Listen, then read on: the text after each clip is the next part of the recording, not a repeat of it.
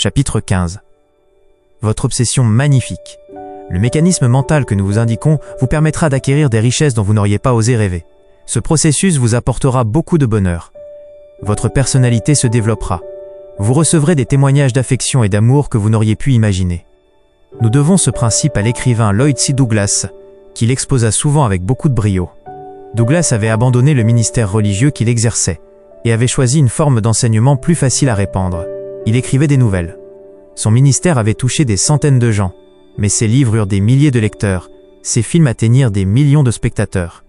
Il prêchait chaque fois le même message essentiel, mais celui-ci ne fut jamais aussi clairement exprimé que dans son livre « L'obsession magnifique ». Ce message est si évident qu'il peut échapper à ceux-là même qui en ont besoin. Il consiste tout simplement à développer une obsession magnifique, pour aider son prochain. Dépensez-vous au service des autres sans attendre de récompense, de salaire, de recommandation. Et surtout, gardez secrète votre bonne action. En agissant ainsi, vous mettrez en mouvement les pouvoirs d'une loi universelle.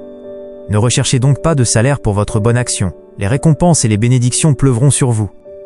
Tout homme peut avoir son obsession magnifique. Chaque être vivant peut être utile aux autres en leur consacrant une part de lui-même. Il n'est pas nécessaire d'être riche ou puissant pour développer en soi une obsession magnifique. Tout homme, quel que soit son passé, peut éprouver le pressant besoin d'aider les autres. Il y avait une fois un homme qui se savait pécheur, mais se sentait hanté par une obsession magnifique. Son nom demeurera toujours inconnu, car il l'a voulu ainsi. Un jour, on alla le voir pour solliciter un don destiné au club de jeunes des USA, organisation qui s'est donnée pour tâche de mieux former le caractère des enfants. Il refusa catégoriquement et son visiteur allait être éconduit sans autre forme de procès. Il lui criait « Allez-vous-en ! Je suis fatigué et dégoûté des gens qui viennent faire des collectes. » Le représentant des clubs de jeunes se dirigeait vers la porte quand il s'arrêta, se retourna et regarda gentiment l'homme assis derrière son bureau. « Peut-être que vous n'avez aucun désir de partager vos biens avec ceux qui sont dans le besoin. Mais moi j'aimerais le faire. Je vais partager avec vous quelque chose qui m'appartient. Une prière. Puisse Dieu vous bénir. » Et, sur ces mots, il tourna les talons et quitta la pièce. Le représentant des clubs avait eu cette inspiration en se remémorant la parole. « Je n'ai ni or ni argent, mais ce que je possède, je le partage avec vous. » Quelques jours plus tard, au étonnement, le directeur qui avait crié « Allez-vous-en !» frappait à la porte du bureau des clubs de jeunes et demandait « Me permettez-vous d'entrer ?» Il venait offrir une partie de ce qu'il pouvait partager avec les autres, un chèque d'1 demi-million de dollars. En posant ce chèque sur le bureau, il dit « Ce don vous est fait à une seule condition. Je désire garder entièrement l'anonymat. » « Et pourquoi ce don anonyme ?» lui demanda-t-on. « Parce que je ne veux en aucun cas que mon nom puisse signifier, pour des jeunes, que je suis un homme bon. Je suis loin d'être un saint et j'ai commis bien des péchés. » Vous savez maintenant pourquoi ce nom restera toujours inconnu. Seul le représentant du club des jeunes et celui qui nous donne toute chose connaissent ce nom et savent qui offrit tout cet argent pour que des jeunes apprennent à ne pas tomber dans les tentations qu'il avait connues. Il se peut que, vous non plus, vous n'ayez pas d'argent mais vous pouvez partager, comme le fit le mandataire du club des jeunes, un peu de ce que vous possédez. Vous pouvez être un rouage d'une grande cause. Et vous aussi, lorsque vous ferez un don, vous vous montrerez généreux. Ce que vous possédez de plus précieux, vos pouvoirs les plus extraordinaires sont souvent, par essence, invisibles et intangibles. Personne ne peut vous les prendre. C'est vous seul qui pouvez les partager. Plus vous partagerez avec les autres ce que vous possédez et plus votre richesse augmentera. En doutez-vous ? Essayez donc de dire un mot aimable à quelqu'un, faites-lui un gentil sourire. Répondez-lui affablement, montrez-vous amical, témoignez-lui que vous l'estimez, que vous avez confiance en lui, que vous l'approuvez. Vous pouvez l'entourer de pensées bénéfiques, lui montrer que vous aimez votre prochain, que vous êtes heureux et réunis dans une même prière athée et croyant, que vous pouvez consacrer une partie de votre temps à une digne cause, et le faire avec enthousiasme. Si vous givez ainsi un peu de vous-même, vous aurez la preuve, en faisant cette expérience, que vous avez découvert un des principes les plus difficiles à enseigner, précisément à ceux qui en auraient besoin, et qui consiste à provoquer soi-même les actions qu'on voudrait que les autres fissent. Avant que cette leçon ne soit sue, vous ne réaliserez peut-être pas que ce que vous partagez avec votre prochain se multipliera, comme la multiplication des pains, tandis que ce que vous retirez à votre prochain ou regrettez de partager avec lui diminue et décroît. Partagez donc ce qui est bon et désirable, mais conservez par-devers vous ce qui est mauvais et indésirable. Vous pouvez être l'un des rouages d'une grande cause. Voici l'histoire d'une mère qui perdit sa fille unique. Elle avait 14 ans, elle était un vrai rayon de soleil pour tous ceux qui la connaissaient. Cette mère chercha, pour atténuer un peu sa douleur, à développer en soi une obsession magnifique. Elle devint l'un des rouages d'une grande cause parmi des milliers de femmes américaines qui travaillent à améliorer le monde où nous vivons. Elle accomplit une œuvre magnifique, et nous nous sommes permis de lui écrire pour lui demander de nous dire ce qui lui a inspiré l'obsession magnifique pour laquelle elle vit. Voici sa réponse. Mon esprit n'a jamais pu se détourner complètement de la brûlante détresse que j'ai ressentie en perdant ma fille bien-aimée. Attendue et élevée avec amour, elle représentait tout notre avenir et tous nos espoirs, dans les divers sens qu'on attache à ce terme. Le Tout-Puissant nous a repris notre unique enfant à 14 ans et demi, et la perte que nous avons faite est indescriptible. La lumière de nos vies s'est éteinte, l'avenir a perdu ses brillantes couleurs. Tout ce qui rendait notre vie si pleine a disparu. Tout ce qui nous était doux s'est rempli d'amertume. Mon mari et moi avons essayé de réagir, comme chacun le fait en pareilles circonstances. Mais notre existence même était devenue stérile, et tout était remis en question par ce grand pourquoi, éternellement sans réponse. Mon mari quitta son travail, nous vendîmes notre maison, et, pour essayer d'échapper à nos souvenirs, nous fîmes un voyage après l'autre. Mais il fallut regarder en face l'atroce réalité. Nous ne pouvions pas échapper à nos souvenirs et à notre chagrin, et nous revînmes. Lentement, bien lentement, nous dûmes admettre que nous n'étions pas les seuls à avoir fait une perte aussi cruelle. Égoïstement, nous avions cherché à nous consoler en changeant de cadre, mais sans y parvenir. Il m'a fallu des mois pour accepter et comprendre que toutes ces joies de l'enfance, de la santé, de la sécurité, étaient des bénédictions dont le Tout-Puissant nous a fait don, un don infini, que nous, personnes finies, devrions accepter comme des grâces. Nous devrions les voir dans leur véritable signification, en accepter la grande, l'irremplaçable valeur. Qui suis-je pour m'arroger le droit de ne plus bénir Dieu? Comment pourrais-je assez remercier le Tout-Puissant de m'avoir accordé l'amour de mon mari, de me permettre de vivre dans un si beau pays, de m'avoir donné des amis chers, l'usage de tous mes sens? Comment pourrais-je assez le remercier de tous les bienfaits dont il m'entoure? Les efforts que je faisais pour aller à la découverte de moi-même commençaient à porter leurs fruits. J'étais privé de l'être qui m'était le plus cher au monde, mais, en récompense, le Tout-Puissant m'inspirait de la sympathie pour mon prochain et me faisait mieux comprendre les problèmes que nous avons tous. La perte que j'avais faite me fit mieux comprendre autrui, et je décidai de me mettre à son service et de l'aider. Je me disais que, dans mon travail social, je trouverais sûrement une œuvre utile à laquelle laisser mon petit héritage, puisque je n'avais plus ma chère fille à qui le léguer. Je découvris cette œuvre, c'était la Cité de l'Espoir. Au fur et à mesure que le temps passait, la paix de mon âme, qu'on pourrait aussi appeler obsession magnifique, grandissait. Je voudrais tant que tous ceux qui souffrent de la perte d'un être cher puissent trouver la consolation et la sérénité au service des autres. Actuellement, la Cité de l'Espoir est un centre national de recherche médicale où l'on soigne absolument gratuitement les malades. Son but est purement humanitaire et il a pour devise « L'homme est le gardien de son frère ». Cette Cité de l'Espoir fut l'obsession magnifique de cette mère admirable qui, grâce à son dévouement, trouva la paix de l'esprit et du cœur. Toute une nation, le monde tout entier peuvent adhérer à cette obsession magnifique d'un homme qui veut partager tout ce qu'il possède. Horizon Sweat Marden fut de cette trempe. C'est un livre qui avait semé cette pensée. Elle se transforma en obsession magnifique. Horizon Sweat Marden avait 7 ans lorsqu'il devint orphelin. Il dédaigna désormais ses jeux et se confina dans sa chambre, à sa table de travail. Il était tout jeune lorsqu'il lut « Aide-toi toi-même » de l'écrivain écossais Samuel Smiles, qui lui aussi prématurément orphelin découvrit le secret du véritable succès. Les idées exposées dans ce livre firent une grande impression sur Marden, qui en conçut un brûlant désir d'améliorer le monde où il vivait. Ce désir devint avec le temps une obsession magnifique. Lors du boom qui précéda la crise de 1893, Marden possédait 4 hôtels qu'il exploitait. N'ayant qu'une activité de surveillance, il prit le temps d'écrire un livre. Il réalisa ainsi son rêve d'aider les jeunes à devenir des hommes actifs. Tout comme en son temps le livre de Smiles lui avait servi de levier d'action. Il travaillait avec zèle à cette œuvre, où il mettait tout son cœur quand le destin, ironiquement, s'acharna sur lui, comme pour jauger ce que valait vraiment son ardeur. Marden avait intitulé son livre « Allons de l'avant ». Il avait pour thème « Faites de chaque occasion une grande occasion, car vous ne savez pas quand le destin vous prendra au mot pour vous accorder une place plus importante. » À l'instant précis où il écrivait ces lignes, le destin, justement, le prenait au mot, car le coup du sort qui s'abattit sur lui aurait ruiné un homme de moins bonne trempe. Que se passa-t-il? On était en 1893, en pleine panique financière. 2 des hôtels de Marden furent entièrement détruits dans un incendie. Dans le désastre, son manuscrit presque terminé fut également brûlé. Sa richesse, bien réelle quelques mois plus tôt, avait subi une véritable dégringolade et fondu en un rien de temps. Mais Marden avait une attitude mentale positive. Il fit le point pour déterminer ce qui le touchait seul et ce qui atteignait en même temps la nation tout entière. Sa première conclusion fut que la panique qui sévissait résultait d'une peur générale. Peur devant l'instabilité du dollar, peur causée par la faillite de quelques grandes sociétés, peur devant l'énorme stock accumulé, peur devant le ralentissement industriel. C'était ce faisceau de peur qui acculait tout le marché à la banqueroute.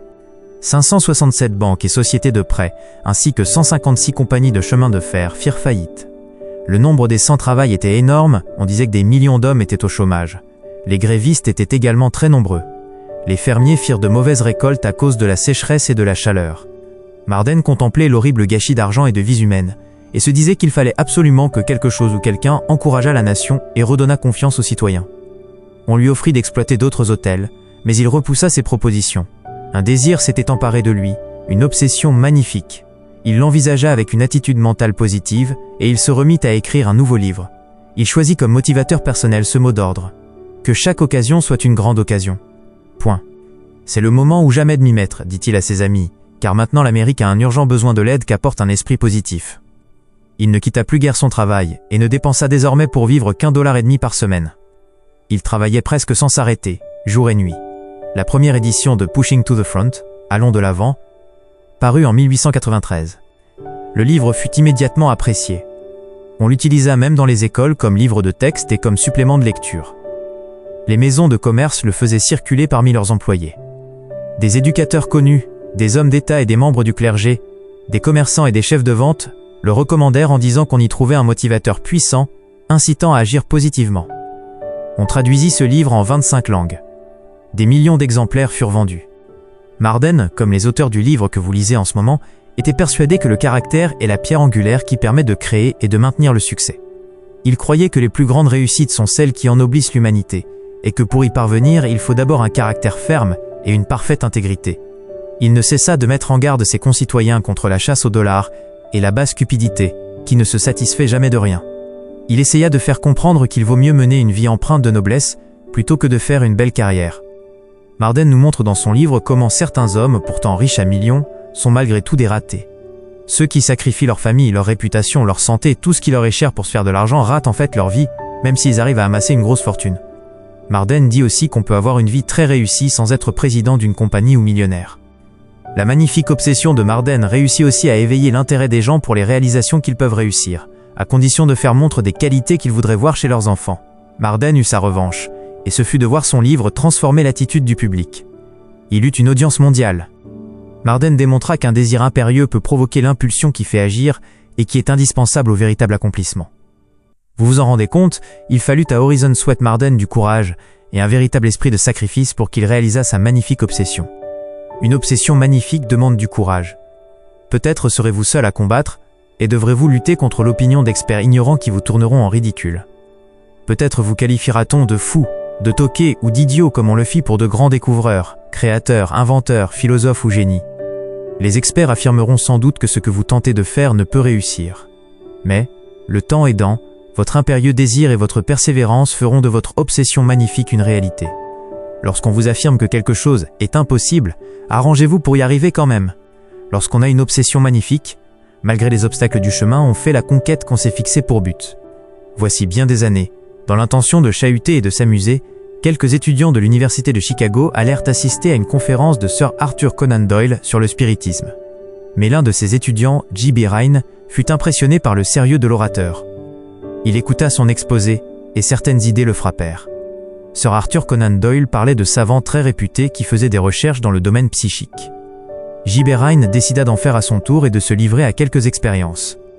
Parlant plus tard de cette conférence, le Dr Rhine, directeur du laboratoire de parapsychologie à la Duke University de la Caroline du Nord, dit « Certains faits cités auraient dû m'être connus. Mon instruction présentait certaines lacunes importantes, notamment sur les moyens d'explorer l'inconnu. Je compris certaines erreurs de notre système d'éducation actuel. Il décréta que nous avons tous la liberté d'explorer de nouveaux domaines de la connaissance. Il trouva regrettable que notre système considérât comme tabou la recherche de la vérité et les questions qui s'y rapportent. Il désira connaître la vérité scientifique concernant les pouvoirs psychiques de l'homme. Son brûlant désir de savoir devint une obsession magnifique. Rhine pensait se consacrer à l'enseignement. On l'avertit en lui disant que sa réputation en était en jeu et qu'il allait, en faisant ses recherches psychiques, diminuer son audience d'enseignant. Ses amis et ses collègues le ridiculisèrent et firent tout pour le décourager. Certains préférèrent le fuir. « Mais je me dois à moi-même de faire cette découverte », dit-il à un savant de ses amis. Celui-ci lui répondit « Quand tu l'auras faite, garde-la pour toi. Personne ne te croira. » Il garda en effet ses découvertes pour lui-même jusqu'à ce qu'il pût les prouver scientifiquement. Actuellement, le monde intellectuel connaît son nom et honore sa mémoire. Durant 40 ans, il combattit les tabous, l'ignorance, l'antagonisme de ses contemporains et le ridicule qui s'attachait à ses recherches. L'un des principaux obstacles auxquels se heurta le Dr Rhin au cours des années, ce fut le manque chronique d'argent. Il lui fallait des crédits pour poursuivre et étendre ses recherches. Pendant un temps, le seul appareil d'expérience qu'il posséda était fait de pièces dépareillées dont un hôpital ne voulait plus. Avez-vous déjà réfléchi à ce problème? Vous pouvez développer en vous une obsession magnifique et devenir le rouage d'une grande cause en offrant une part de ce que vous possédez. Si vous y avez déjà réfléchi, vous avez compris que beaucoup de professeurs de collège ou d'université ont une magnifique obsession. Pour faire bénéficier l'humanité tout entière de leurs découvertes, ils recherchent la vérité dans différents domaines. Ces savants consacrent tout leur temps à la recherche, mais ils sont presque toujours gênés par le manque d'argent qui les empêche de se procurer l'équipement nécessaire ou de payer des collaborateurs. Voilà une occasion de réaliser une obsession magnifique. Dans chaque université, vous découvrirez un savant qui fait de la recherche et que vous pourrez aider. De l'argent est une obsession magnifique, mais peut-être allez-vous demander « Comment peut-on les mettre sur le même plan ?» Nous vous répondrons alors « Pourquoi pas ? L'argent n'est-il pas une bonne chose ? L'argent est-il une bonne chose ?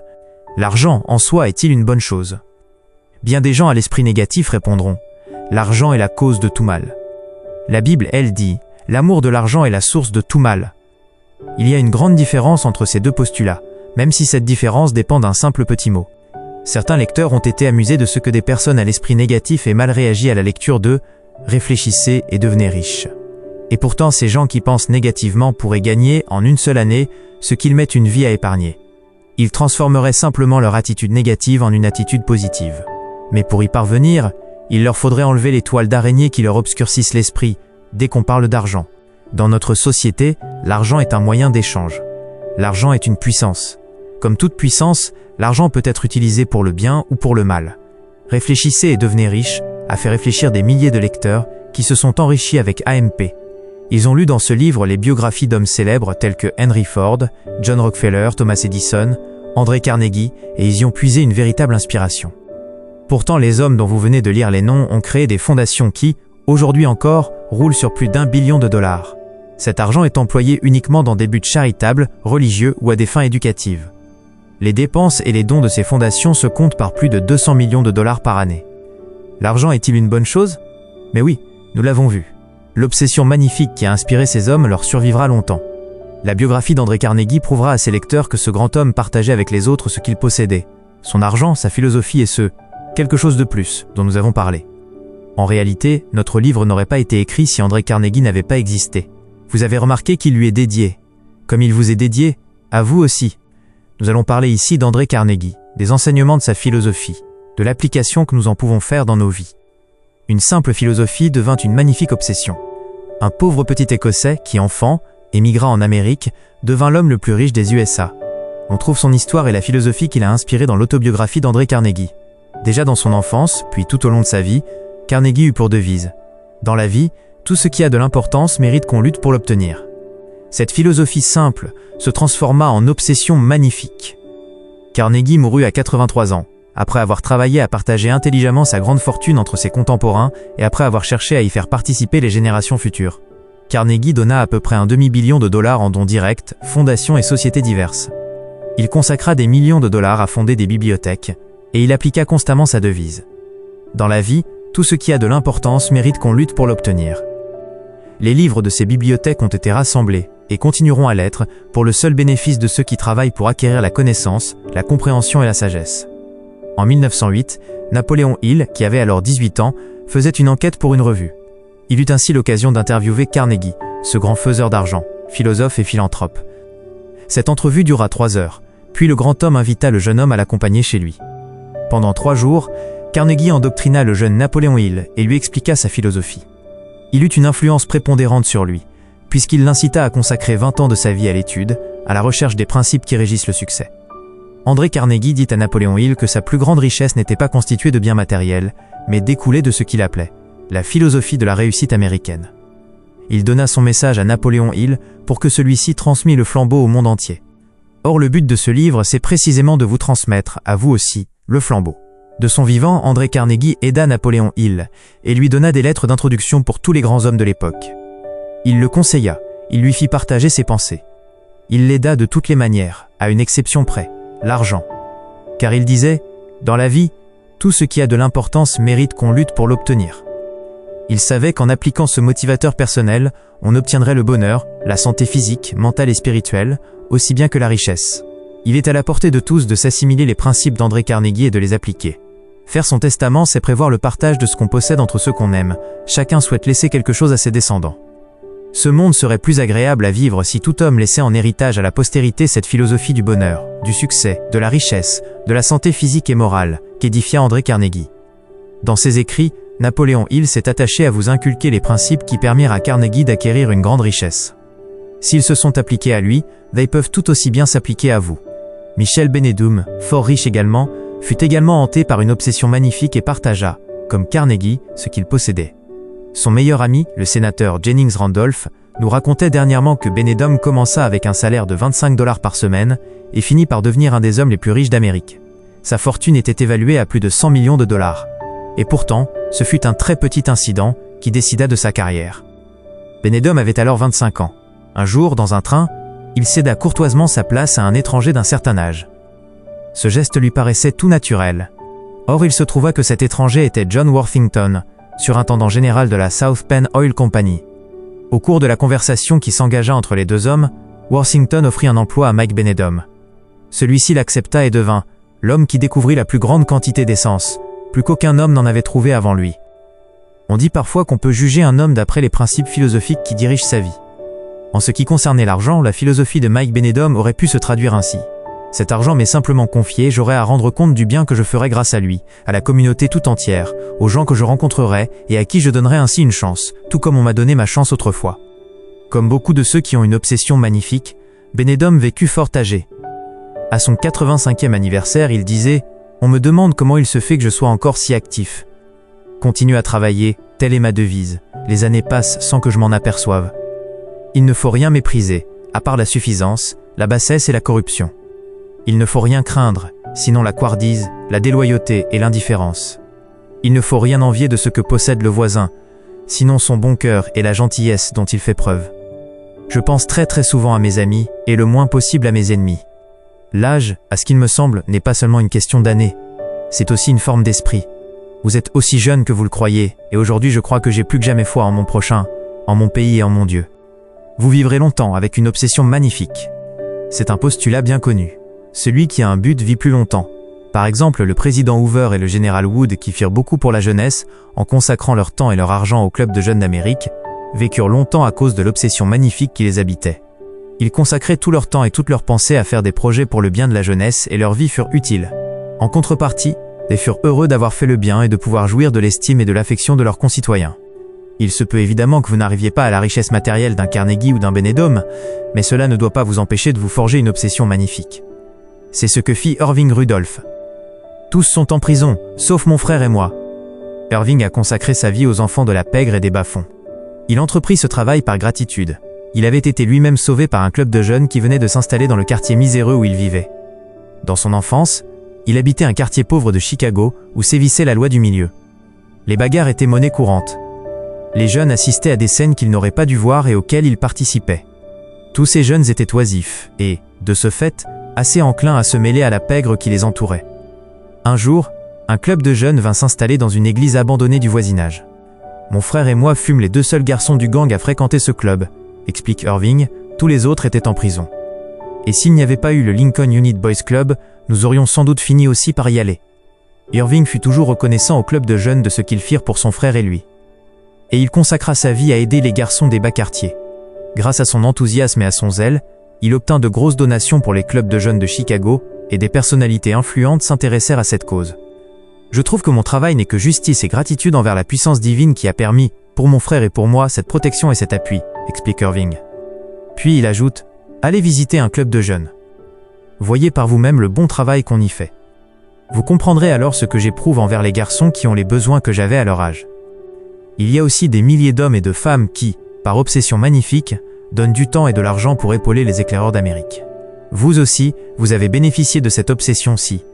Si vous évitez de mentir et de voler pour ne pas manquer à l'honneur, et si vous cherchez toujours à remplir les tâches qu'on vous a confiées, si vous observez une stricte propreté morale et physique, par exemple, si vous avez toujours des habits propres, si vous parlez sans dire de gros mots, si vous faites un sport exaltant, si vos amis sont propres comme vous, au moral et au physique, Si vous savez défendre les droits des autres contre la mauvaise influence de leurs amis et les menaces de leurs ennemis, si la défaite vous exalte et vous pousse à réussir, si vous avez le courage de faire face au danger, malgré la crainte qu'il vous inspire, si vous travaillez consciencieusement et de votre mieux selon vos capacités, si vous ne salissez pas, par inconduite, ce qui est propre, si vous économisez votre argent pour ne dépendre de personne, tout en restant généreux pour ceux qui sont dans le besoin, et si vous donnez une aide financière et un peu de votre temps aux causes qui en valent la peine, si chaque jour, gratuitement, vous faites une bonne action, si vous vous montrez amical envers chacun, si vous vous sentez le frère de chaque homme, de chaque femme, de chaque enfant, quelle que soit sa race, sa couleur ou sa religion, si vous êtes prêt à faire face au danger, à éviter la négligence,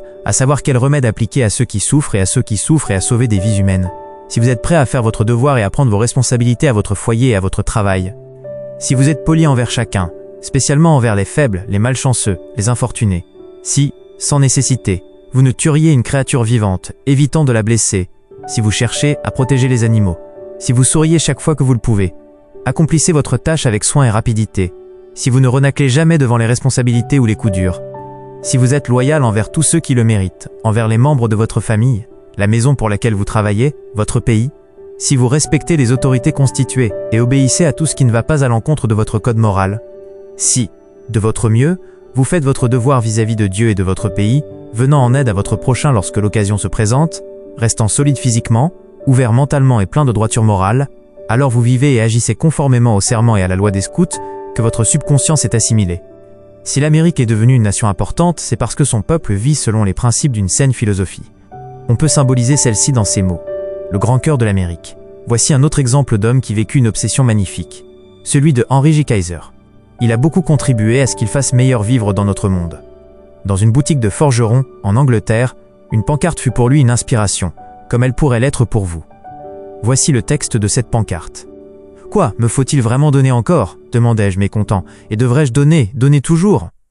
« Oh non, dit l'ange, me transperçant de son regard, continue à donner jusqu'à ce que le maître cesse de t'accorder ses dons. À ce point de votre lecture, vous vous tenez à la croisée des chemins, là d'où part la route qui mène vers l'achèvement. 5 bombes mentales vous ont permis d'attaquer le succès. On vous a donné la clé pour pénétrer dans la citadelle de la richesse. Maintenant, apprêtez-vous à réussir. C'est le but des chapitres suivants. Pensez à méditer.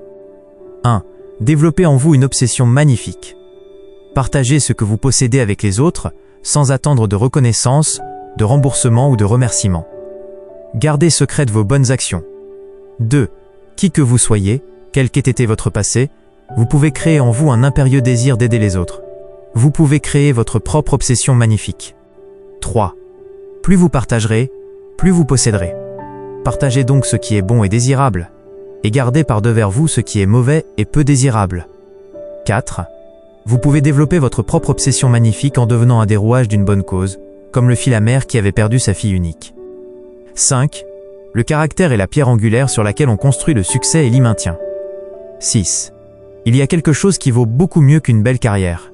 C'est une vie noble et utile. 7. Un désir brûlant peut pousser à l'action qui est indispensable à tout accomplissement. 8. Il faut du courage et le sens du sacrifice pour développer et maintenir en soi une obsession magnifique. Peut-être vous ridiculisera-t-on, ou devrez-vous faire face à l'ignorance des autres, comme le Dr Rin. 9. Certains disent « L'argent est la cause de tout mal ». Mais la Bible dit « L'amour de l'argent est la cause de tout mal ». 10.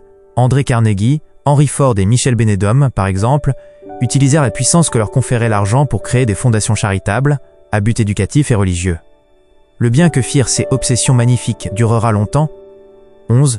Dans la vie, tout ce qui a de l'importance mérite qu'on lutte pour l'obtenir. 12. Quoi me faut-il donner ? demandai-je mécontent. Et devrais-je donner toujours ? Oh non, dit l'ange, me transperçant de son regard, continue à donner jusqu'à ce que le maître cesse de t'accorder ses dons. Ce que vous partagerez se multipliera, et ce que vous garderez diminuera.